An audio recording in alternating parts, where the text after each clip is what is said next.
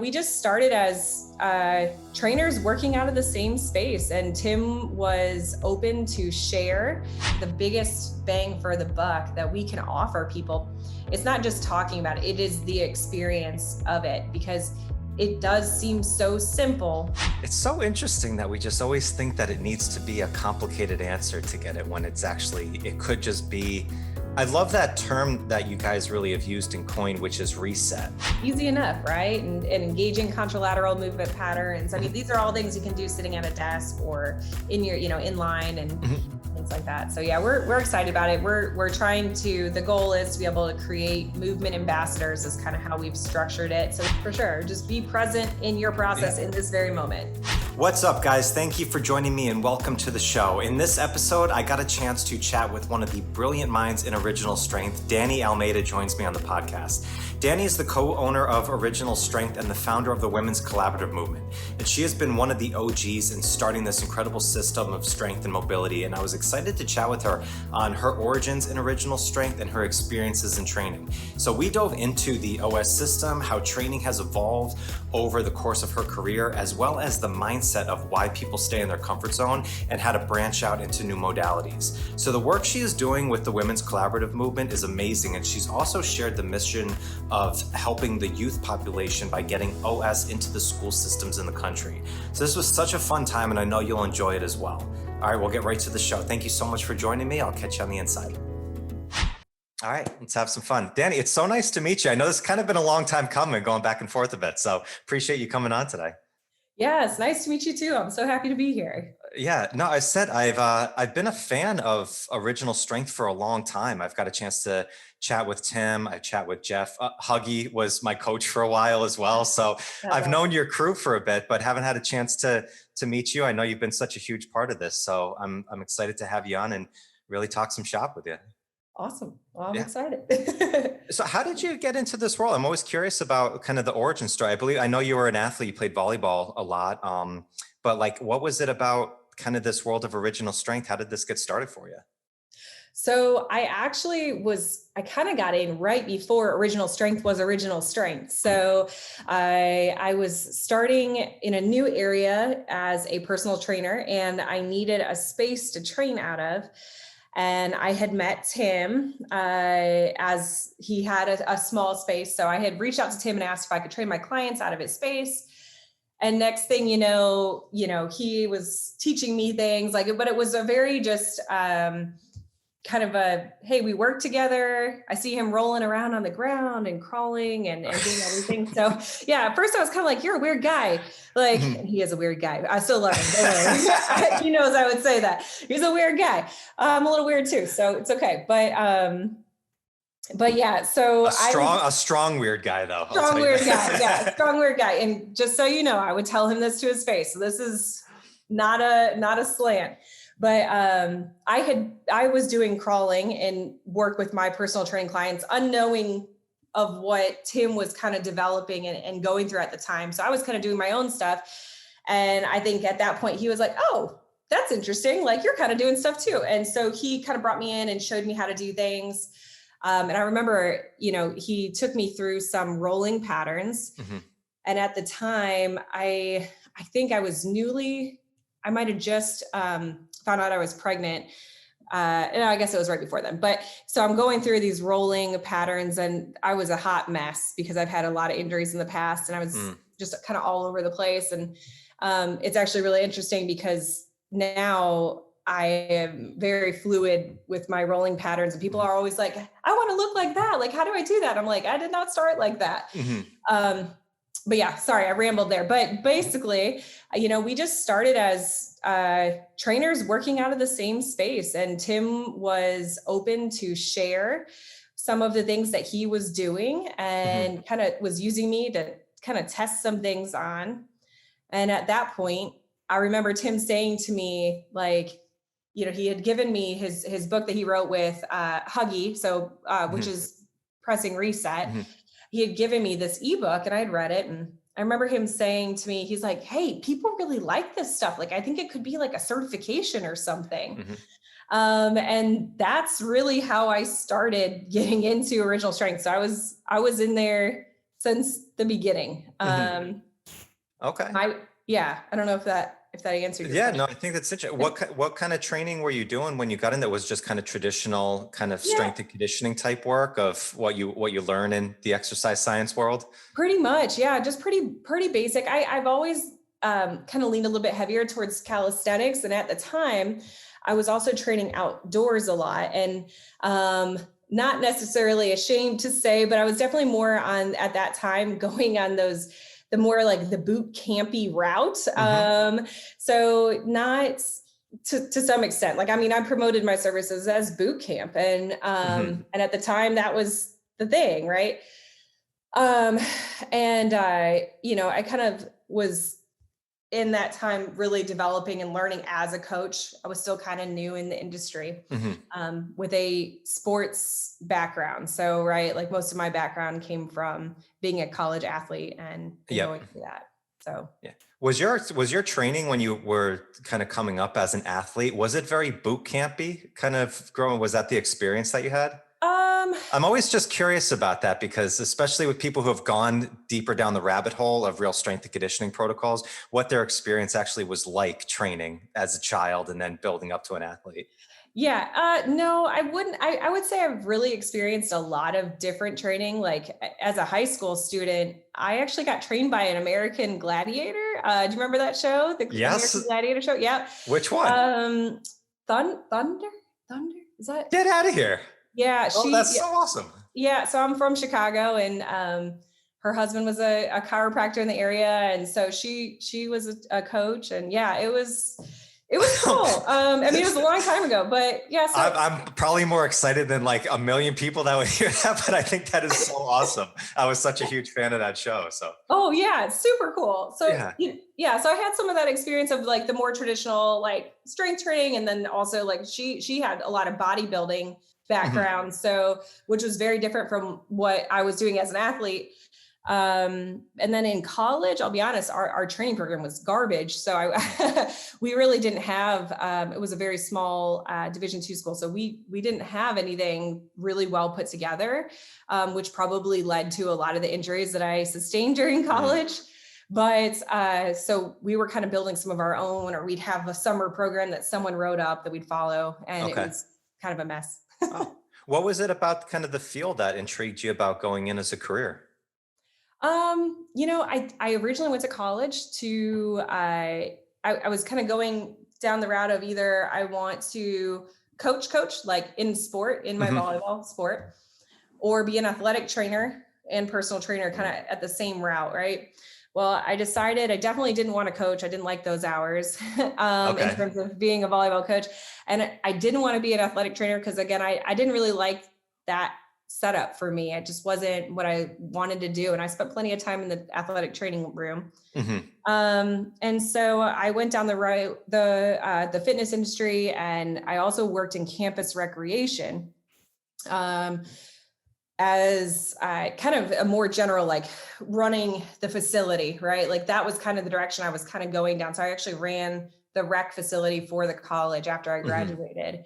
And I just really loved the idea of being able to help people. And I've always thought that movement is medicine, and that it's, that it's really more people need to move. And so that's never changed. Oh, that's awesome. Yeah. It's interesting. The athletic training route is always one that it seems like it's the right approach. I had my first ever internship when I was like 16 years old with an athletic trainer at my high school, because I always liked that route. But then kind of seeing how they had to work, and it was, you need to tape ankles. You need to tape ankles. I know that's an important thing, but then just going there, and you kind of hang around until someone gets injured, and then you go do your thing and kind of back. And I was like, I wanted to be a little bit more in the process of training with it. I think that's kind of why I went into the training route at the same time. Yeah. I think like it allows you to coach versus react to what's happening. So. Yeah. So when you saw Tim like rolling around on the ground and stuff like that, and he started working with you, was this something that you saw an impact of right away? You were like, oh, he's on to something here? Or was it something that took a little while for you to adapt to? Yeah, for sure. There was definitely moments where I'm like, I don't know about this, right? Like as I am watching him do some of the things that were new to me. However, for me, I really quickly noticed changes in my own body. I'm very hypermobile. And so where most of the people, when we work with original strength, we see a lot of very immobile people coming to original strength looking for and the keys to unlock their mobility. Well, for me, I'm the complete opposite, because I'm already very mobile, but the stability side of things was a big issue for me, and again, at the root of the majority of my injuries. So once I started learning and being able to apply the concepts like of original strength, I noticed a lot more stability happening in my body, which allowed me to, I was moving better. I was more controlled with my movements. I was in less pain. So for me specifically, that was a big eye opener for me in terms of, some of the things. So the experience of seeing how it impacted my body in such a different way was a big deal to me. Yeah.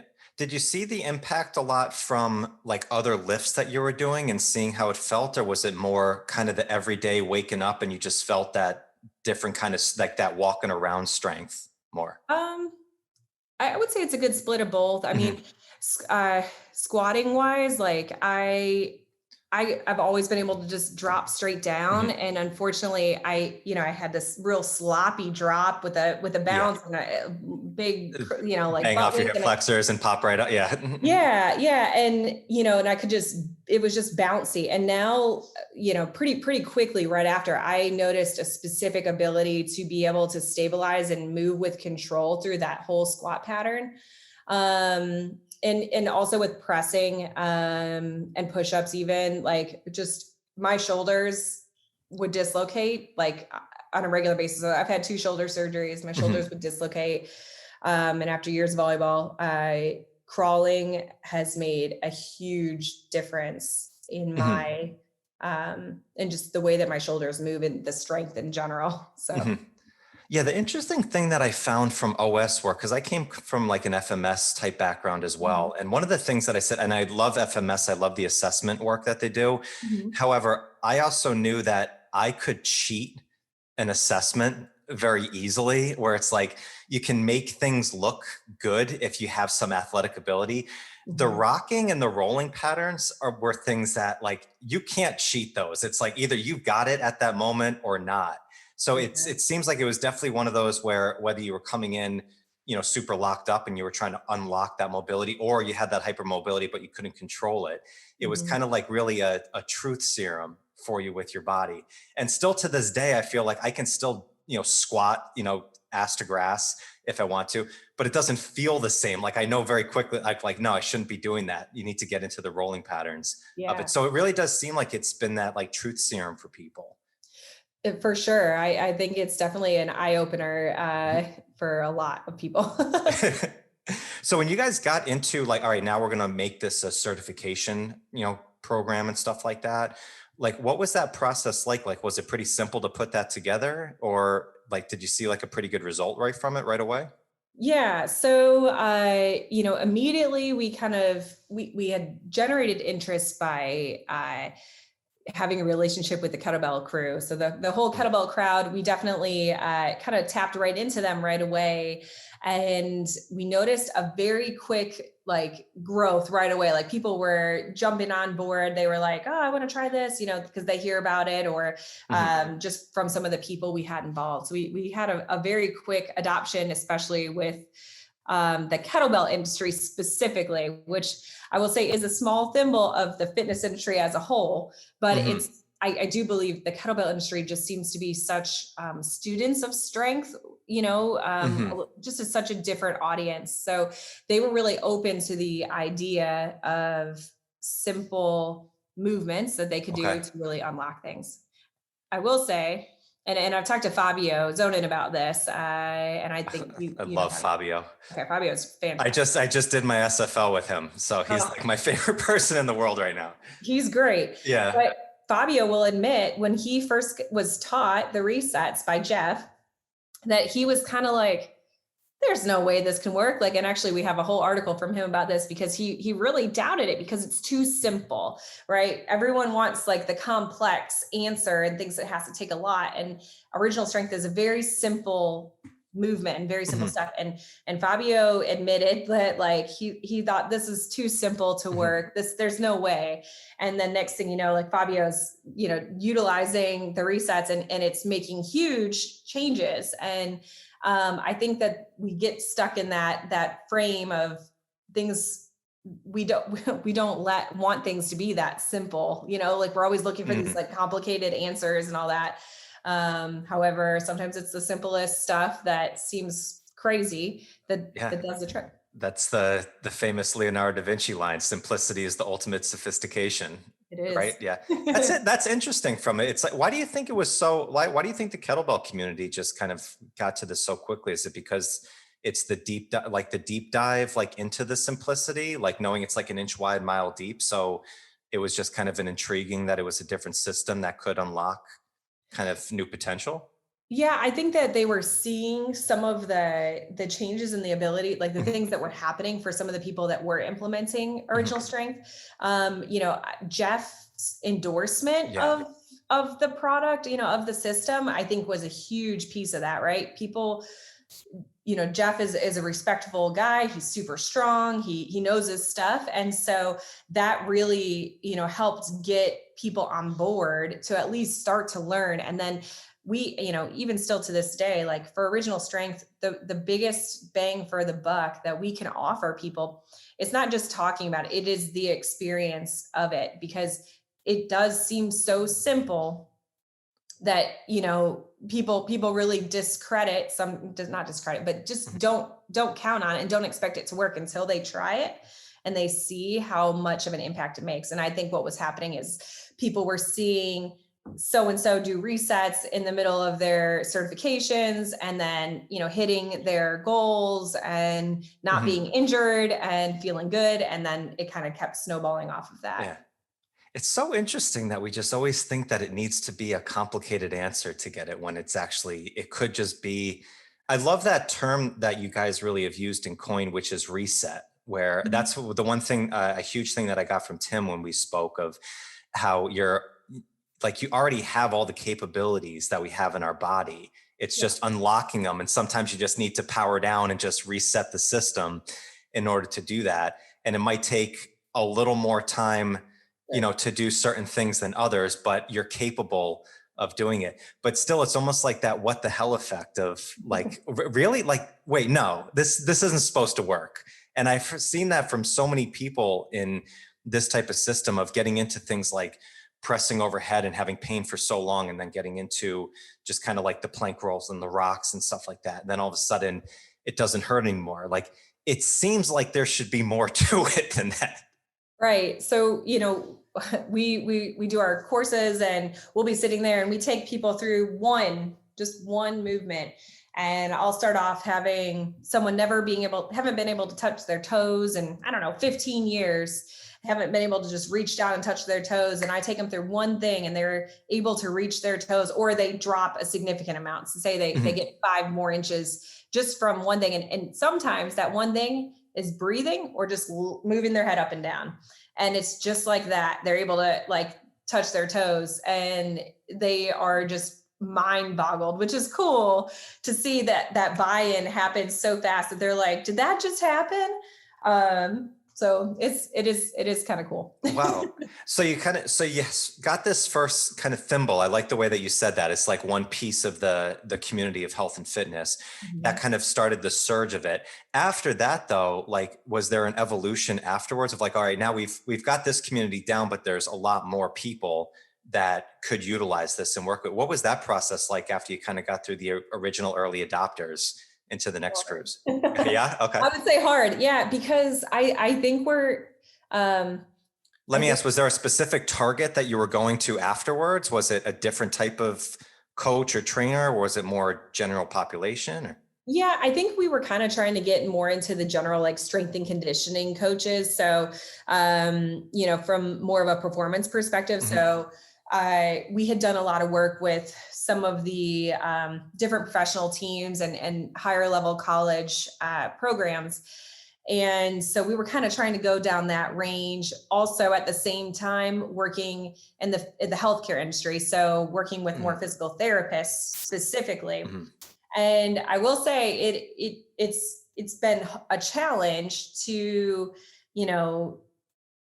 really get into some of these other audiences. Now we're there. And so I'm not going to say like we haven't been able to be there, but, and I would say that the biggest challenge really has come back to, it's so simple that, people have a really hard time, sticking with the fact that it's so simple, as well as, I know some of the pushback we've gotten from stuff for original strength. And again, I'm not trying to make a list of all the things that are wrong with original strength, but actually I'll do the opposite.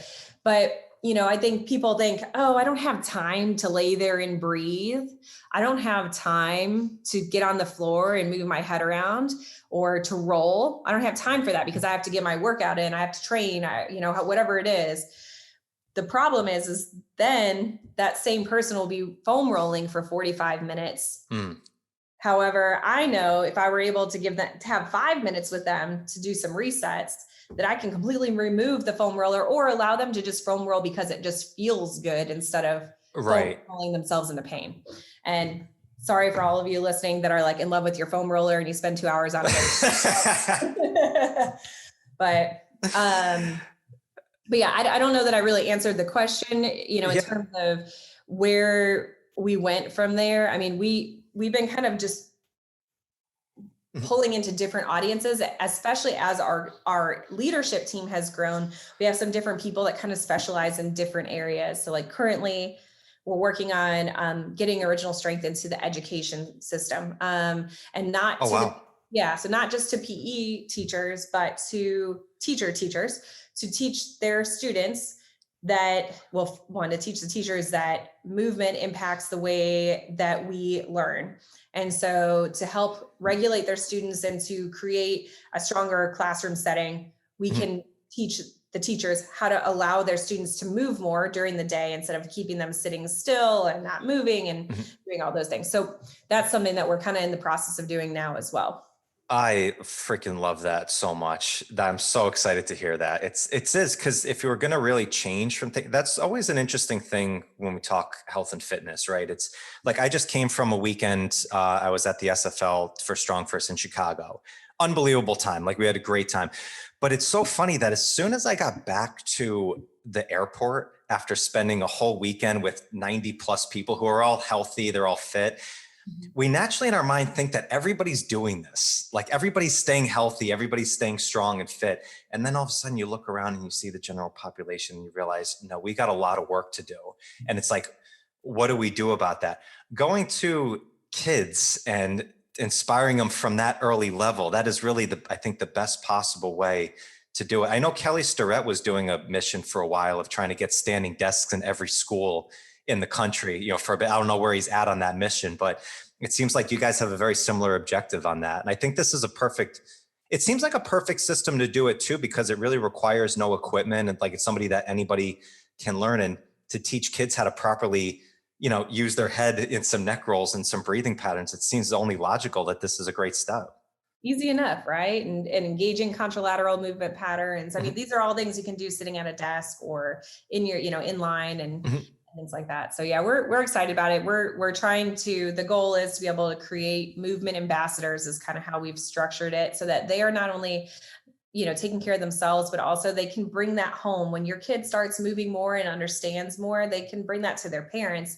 So normally you count on your parents, right? To educate and to lead and be that sturdy foundation. But right now, not all parents are that. So we can get the kids to come up from the other side, and help get their parents and their families moving and understanding too. I mean, and granted that who knows, like, but that might be a pipe dream, but I think I think it's a beautiful cool. picture. I think it's very proactive of what you guys are doing on that. That's freaking awesome. So I know you mentioned kind of getting into more of the healthcare with physical therapists and stuff like that. Was there a lot of pushback of going into more of the medical field with this? Because I know it's just never an easy avenue to go down with implementing new systems.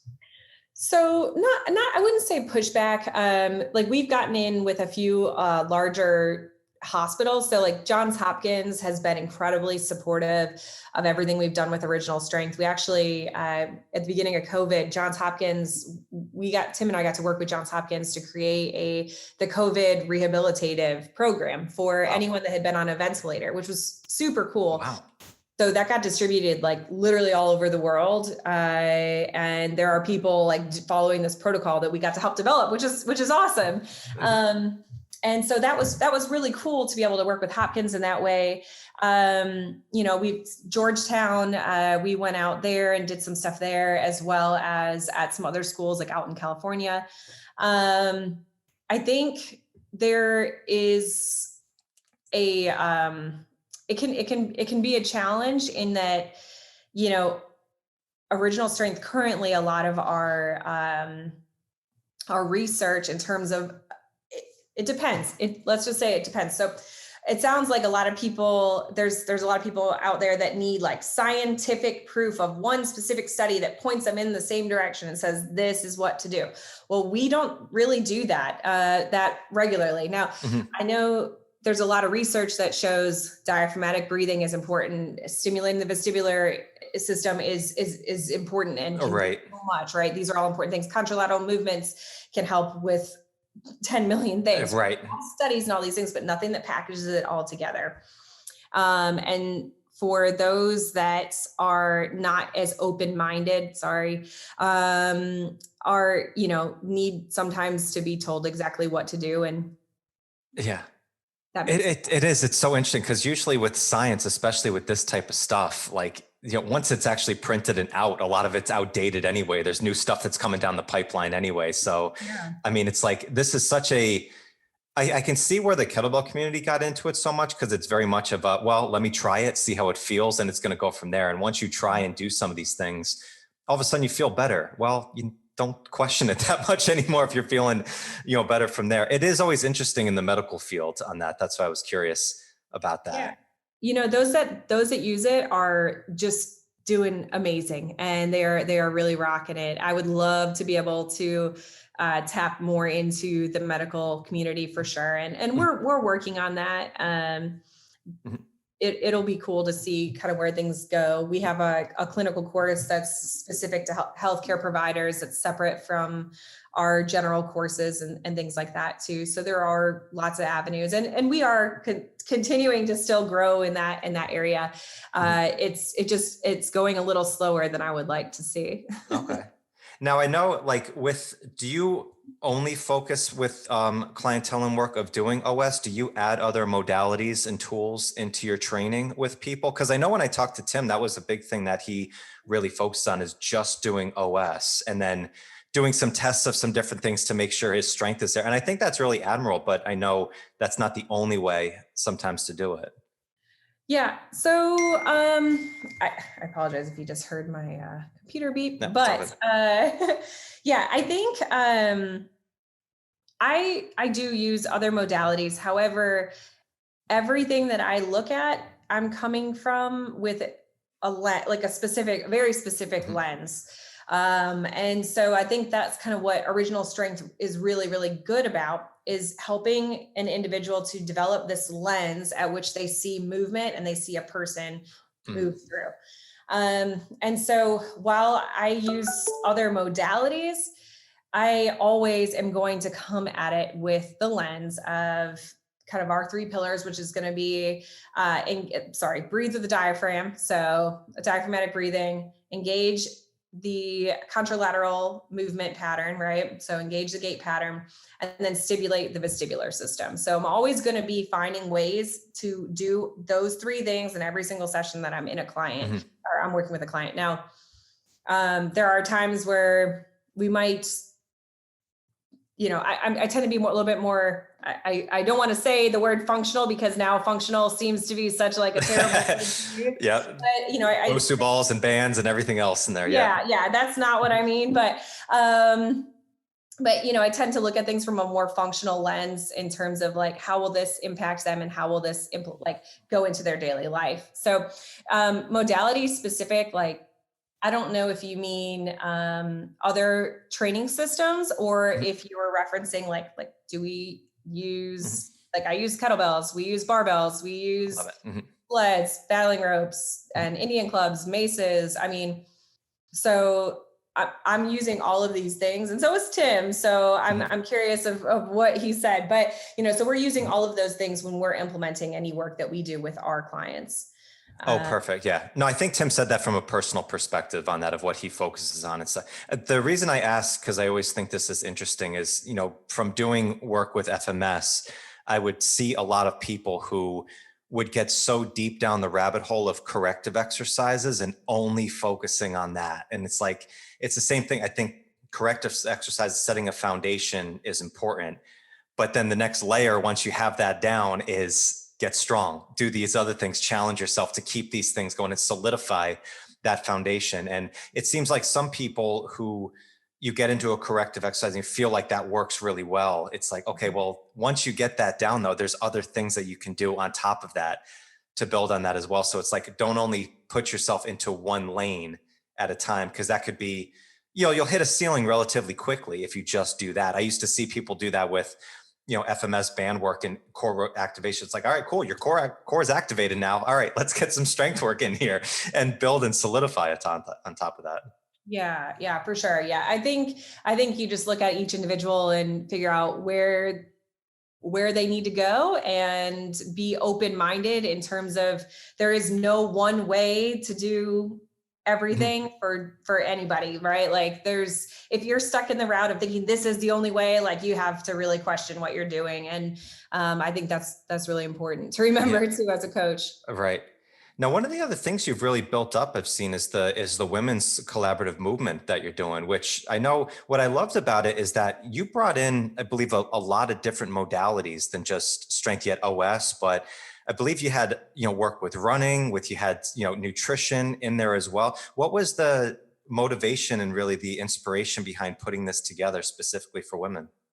Yeah. So two pieces. One of just from the women perspective alone, we were trying to create a space that was a safe space where women can come and learn and be open to learning things and be vulnerable with where they are at and be willing to try new things without feeling like, that they were not going to be able to perform and that would be a problem. Right. So we kind of took away any ego. And I'm not saying that's just I'm not saying that's a male thing specifically. I am just saying in general, like it was a very safe space. And I think when you can have a room of women being able to be together in one space, there's something really special about that. And you don't necessarily see that as much in the fitness industry unless you're going to a Zumba class. Right. It tends to be a little bit more male dominant in terms of most fitness and strength certifications. So that was kind of the one piece, right? But at the same side, I was talking with another professional and she had a movement background. And so I'm coming from OS background. She's coming from movement nat background. And at the time it seemed like people are like, oh, I only do move nat. That's the only thing I can do. Right. I only do OS. That's the only thing I can do. I'm only in the kettlebell industry. I don't, CrossFit's for losers. Right. So they don't want to hang out with the CrossFit people. CrossFit people only want to do CrossFit. That's not what I'm saying, by the way. Right. So the high school cafeteria table is all back again. Yeah. And there is. Yeah. So, and they're still in the industry, right? Like you have one type of certification and you don't want to listen or cross streams with other people. You see someone post something that, on Instagram, right? You see someone post something that you think is really cool and you go to like it. And then you realize, oh crap, like that they're this movement discipline. And I don't know if I should do that because they have a totally different angle. I'm like, come on guys, like this is this is not cool, right? But you know what I'm talking about.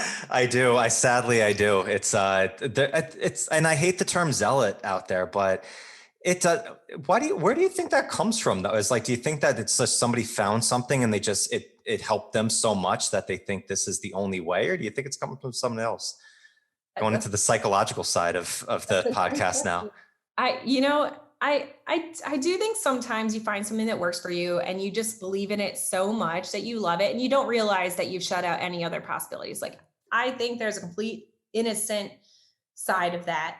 And I also think there's a side of it where we have this competitive nature to be doing the best thing, and we see someone else or something else as being competition to whatever it is that you're doing, instead of saying like, hey, let's all come learn together. Let's all like put these things together and see this beautiful thing that we can do with all of these different movement disciplines and all these different backgrounds, right? Instead, we want to be like, no, this is the way. And because that's what I do. And that's just what I was taught. I don't know. That's a really good question. What do you think?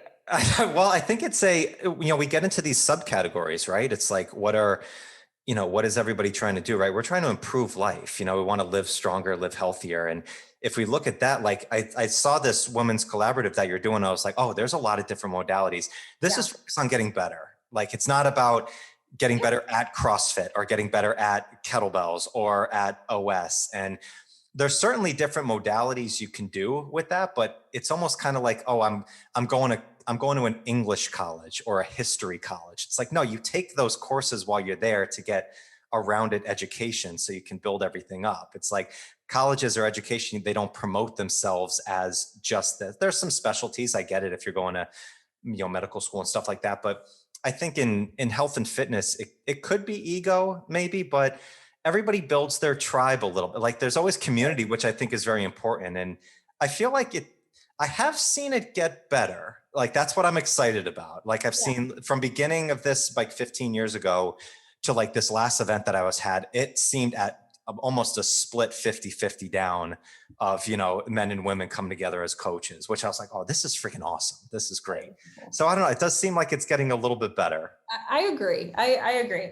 So, when we initially created the event, the whole idea was allow this space for everyone to come and learn new things. I think, one of the really important things in life is just to continue learning and keep an open mind, and try new things. And, if I ask, if you go out and ask anyone on the street, when's the last time they tried something new, the odds are that a lot of people aren't trying something new. They are doing the same thing over and over again, whether it's something as simple as literally trying to learn a new language or trying a food they would never try, or if they never tried in their life, right? Like, even things like that are ways that you can start kind of playing with trying something new. But for the Women's Movement Collaborative, we had literally everyone from an ultra runner to someone that did parkour, right? So 2 very different disciplines, and then we've had, we've literally had so many. We had a woman that had a background in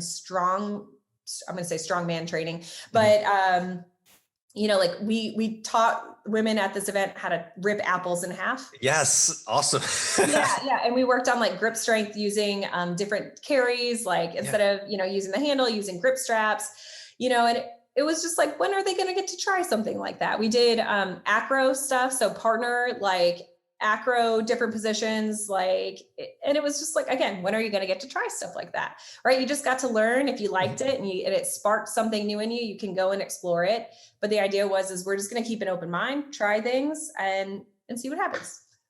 That's so much fun. I think that's so cool. One of the stories I remember from a long time ago is I assisted a certification with my coach, Brett Jones, who's, director of Strong First. He knows the hard style world better than anything. And we had a GS guy there from the sport world of kettlebells. So their movements are way different. Yeah. And I remember Brett kind of, talked, and he actually demonstrated a very good GS type swing and then snatch. Now, coming from the hard style world of, snap and high tension, showing that there's other modalities that you can work with and train. And if you just stay within your own little niche, you're actually, you might get better at that, but you're going to hit a ceiling where you might actually learn something from another world that's actually helping you in the thing that you actually love so much. So by learning something like parkour, probably you're going to learn more about OS just by doing that, because all of a sudden, like, wow, you're going to get different awareness of what you're doing in your body. So just being kind of that, I think that open-mindedness of just learning something and get better. And let's focus on this as health rather than exactly fitness or strength or whatever it is. It's like, this is just, we're all trying to get better in health. And I think if we do that, then I think we're on a better trajectory to not exclude anybody out of our specific club. For sure. Yeah.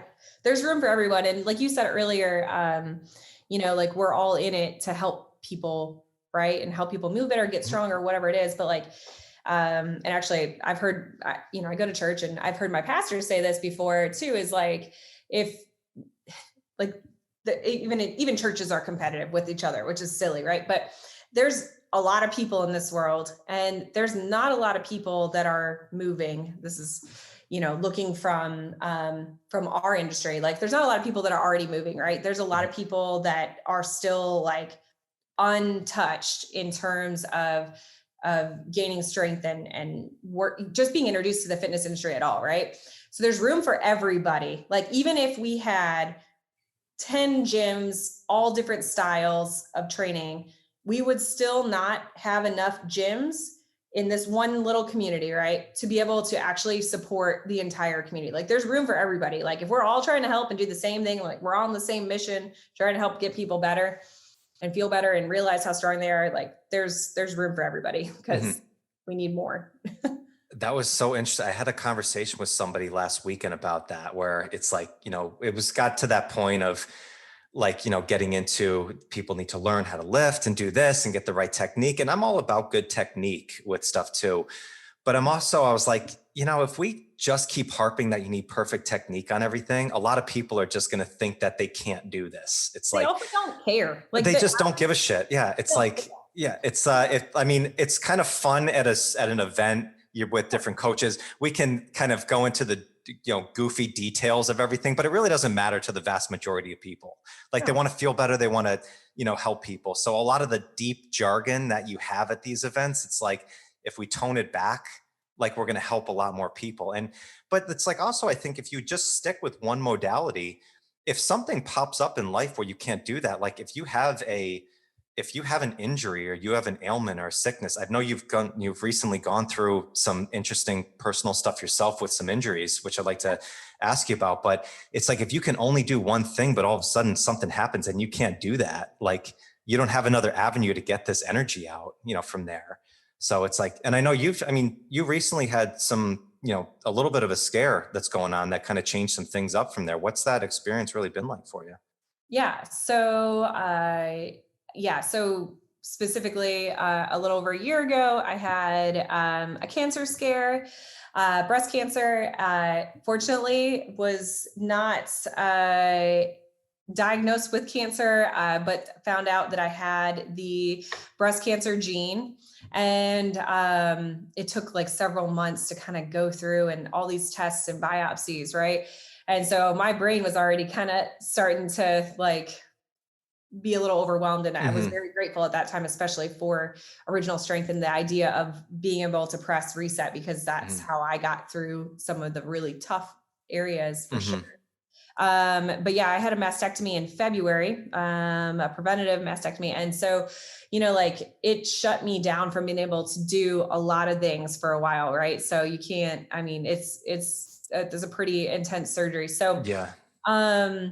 Like I think I was able to keep a really open mind in terms of being able to do what I can, and just use what I have. And so, that is a very important like core tenet in terms of like what we do with Original Strength. So honestly, Original Strength was one of the main things that I did. So when I say you can't just do one thing, I did do mostly Original Strength, but also just like walking, like, which is what I would still consider a reset. So, but I slowed down and really just like stepped back from any of the other training that I had been doing and just focused on where I was at that point in time. and was able to kind of dive a little bit more into just taking care of me at that moment instead of putting my worth in my training and what I can't do. I definitely focused on what I could do. Yeah, it's a humbling moment if those things happen, because all of a sudden the things that sometimes you're used to doing are just not an option right now to go. So it's important to have that. I mean, but you have that tool in your back pocket of OS that you could work. Did your strength diminish at all, or were you able to really keep that maintained over the time of recovery? Surprisingly, I maintained everything. And the crazy part is that part of that surgery, they cut into my pecs. So like literally like my pec muscles were like pulled apart. And then I had an implant, like for reconstruction, they put an expander actually. And so this was like a multi-part surgery, but they put these things underneath my pecs. So now like everything has to be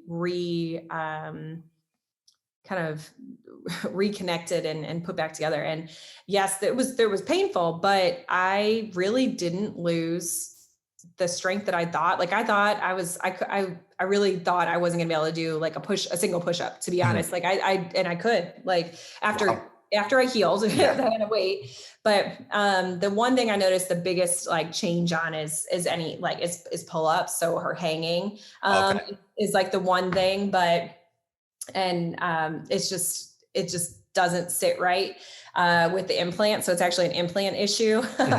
But yeah, I mean, honestly, I kept my strength, and I think doing all of the original strength stuff and the resets, like I do feel like I've had a really strong foundation. Like I showed up every day, wasn't crazy stuff. Like I didn't do anything crazy, but I crawled, I walked, I did my cross crawls, I rocked, like I did these sorts of things, and I was able to keep my strength. Now, what really jacked me up was not actually the mastectomy. It was that like 3 months later, I tore my Achilles tendon. Oh, that one was a big, like that one shot me down a little bit of a spiral for a little bit there, because then I couldn't use my upper body to my full extent, and I couldn't use my lower body to my full extent. And that one was hard.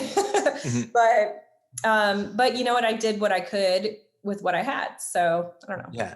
Well, I mean, it's such a huge thing. You just never know if these things are going to pop up in life, right? It's like, I mean, you look at you, and if you see you on social media and stuff, you're like, wow, this is this ridiculously strong woman. She's a coach. She's doing all these great things. But all of a sudden, a scare like this can pop up where you got to deal with it and you got to go through. So it's like, first, I think it's such an important message of making sure that everybody gets checked out regularly. Can't say that enough, because you hear it just too much. But maintaining your strength and just knowing these resets, like you can still go through and you can train through these rehabs of keeping your strength up during this time. So I think that's such an important thing. Like I remember just being in my early 20s, and everything's aesthetics at that point. Like you want to look a certain way. And then it's like, you realize working with general population and even special population who are just trying to maintain their health and build strength, how bigger of a purpose it is to do, because you might have to go through it at some point. You might be young in life or later in life, but it's so good that you had that strength already built, that foundation in your back pocket, that you can keep everything going. Yeah, that definitely made a big difference. And then just also like just knowing that I'll be back, like, Yes. just like, okay, I'll just get back to it as soon as I'm allowed. Like as soon as I can get going again, I'll just get back to it. And I think I see this with a lot of people that I work with, is we get injured or we deal with big things, like really big things, and we just stop. Like we just allow ourselves to like sit with it and sit in it and just let it be what it is, right? Like but we never come back. Like, but it's not because we can't, like physically, it's because we decided like somewhere that it just wasn't going to happen, or whether it was that we're afraid we're going to lose our all the gains we've made and all the progress, and we have to start over, like whatever it is. Like, a lot of times people just don't come back by deciding. Now, when I say that sounds really negative, but I don't mean it that they can't, right? So I see that in working with people, like they'll be, crushed because they slipped and broke their toe Okay. So, and crush like, oh, I'm going to lose Yeah. everything. And I'm like, listen, you're going to be out for 2 weeks. You're going to be okay. But do you know what I mean? Like, Oh, 100%. Yeah. It's why the process is so important to focus on, right? Because the results come and go, and it's, yeah, because, losing or not getting something is shitty, if you don't hit a lift or you don't hit a goal at the time that you had. But at the same time, like if you put all your eggs in the basket of praising that time when you do hit that goal, that could be just as detrimental as well, because then you keep reliving that from the past. It's like, I forget who said it to me once, but it's like the sun's going to come up the next day no matter what. And all of a sudden you hit a goal and you hit this and it was absolutely amazing, but it comes quick and then it's gone again. All right, what's the next thing that you're doing? So working on the process and falling in love with the process of it, then you always can work on something. I think that's really the key to mastery, right? It's different than progress. You're building something bigger. It's really building within you. So you have those things you can look back on, like, yeah, I'm a badass. I did that before. That's awesome. But what am I working on now? And just work on what you can do at the moment. For sure. Just be present in your process in this very moment. For sure. Exactly. Yeah. So Dani, this has been awesome. This time's flown by with you here. So no, I really appreciate you taking the time. It's so interesting to hear your story of how you got into this world and everything that you're working on and building. And I hope that OS is in every school at some point, and we'll have you back on, and cheers to the progress that you're making from there. So really appreciate it. That'd be awesome. All right. Well, I really appreciate your time. I'm so happy to be here, and I've enjoyed listening to you speak as well. So appreciate it. If people want to check more of your workout or check out the women's collab, like what's the best place that we can direct them? Yeah. So you can find me on Instagram under original strength _ original _ strength. You can also find me personally at Dani Nicole A.